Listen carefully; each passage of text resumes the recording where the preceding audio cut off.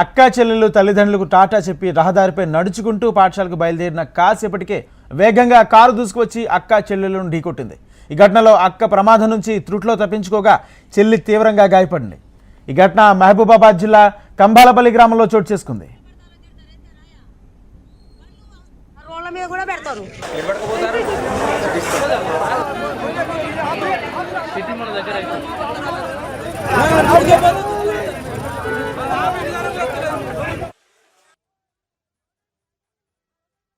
రోజు ఇద్దరు అక్క చెల్లె ఇద్దరు కలిసి పోయేస్తారు.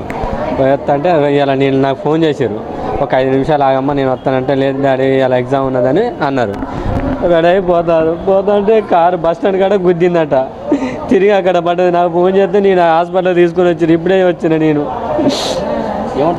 డాక్టర్లు మెదడుకు దెబ్బ తాకింది, రక్తం గడ్డ కట్టినట్టున్నది బాబు, ఫిడ్స్ వస్తుంది, కష్టం అని చెప్తాను సారు.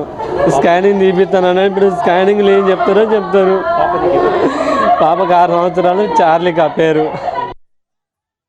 స్కూల్కి వెళ్తుంటే ఇద్దరు చిన్నారులు రోడ్డు దాటుతుంటే ఒక పైనుంచి ఒక కారు అతను వచ్చి 2 బైకులను ఢీకొట్టి అలానే ఈ పాపలను కూడా ఢీకొట్టడం జరిగింది. అందులో ఒక పాపకు చాలా సీరియస్గా ఉన్నది.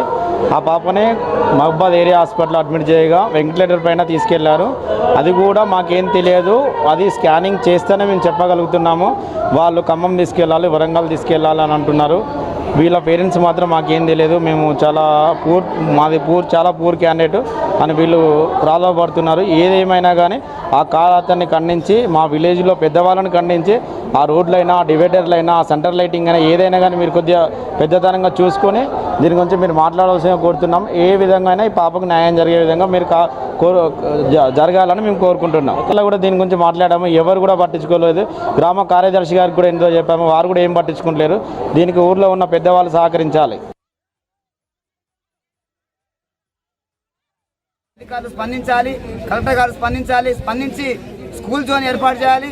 అదేవిధంగా కంబాలపల్లి గ్రామానికి ఉన్నటువంటి మా రహదారి ఏదైతే ఉందో దానికి డివైడర్లను ఏర్పాటు చేసి తక్షణమే ఈ చర్యలు చేపట్టకపోతే భవిష్యత్తులో మరిన్ని యాక్సిడెంట్లు అయ్యి ప్రాణాలు పోయేటువంటి పరిస్థితి ఉంది. గతంలో కూడా అనేక నిన్నగాక మొన్న గొడవలను గుద్ది బదులు చనిపోయిన పరిస్థితి ఉన్నది.